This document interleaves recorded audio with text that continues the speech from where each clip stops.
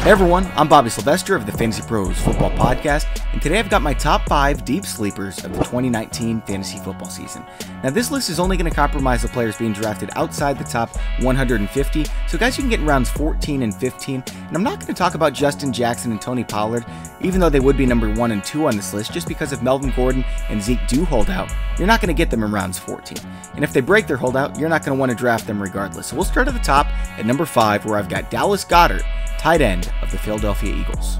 Now, I've never advised drafting a backup tight end before, and I likely never will again, but this is a special case. We often draft high upside backup running backs like Darrell Henderson, or previously Kareem Hunt and James Conner, in case their starter missed time, right? But Dallasgoeder is the same type of deal here.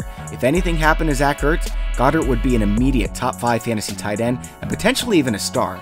He's the classic lottery ticket target that you want late in the drafts. At number 4, I've got DeVante Parker, wide receiver of the Miami Dolphins.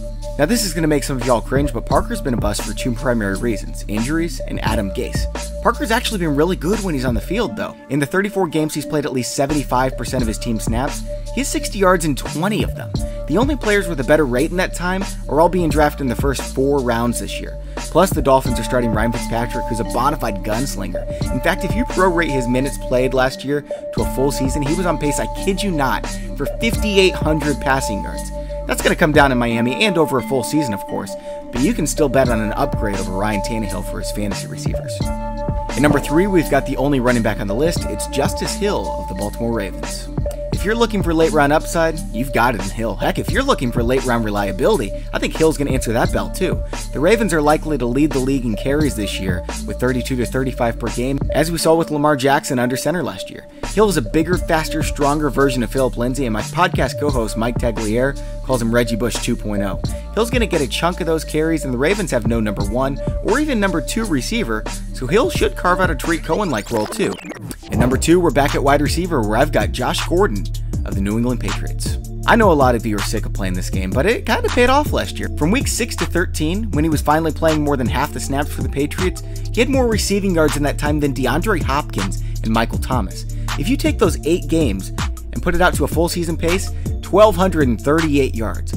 Now, if you're expecting Gordon to play, you're doing it wrong. But if you said I had a 20% chance at a wide receiver 2 with wide receiver 1 upside in the 14th round, I'm taking that every time.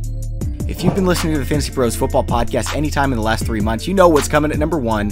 It's my guy, David Moore, wide receiver of the Seattle Seahawks. Everyone seems to believe Lockett's suddenly going to become a wide receiver 1, but the fact of the matter is, Doug Baldwin wasn't himself last year, and even when he was out, it was Brandon Marshall who led this team in targets. Lockett's a great gadget receiver, but that's the extent of who he is. He's never averaged more than 4.4 targets per game in a season. Now, DK Metcalf is a freak of nature, but he's raw, and it's Moore who Pete Carroll's been hyping up, and Moore who's been running with the first team. You may be able to nab Russell Wilson's number 1 target in 2019 in the last round of your draft.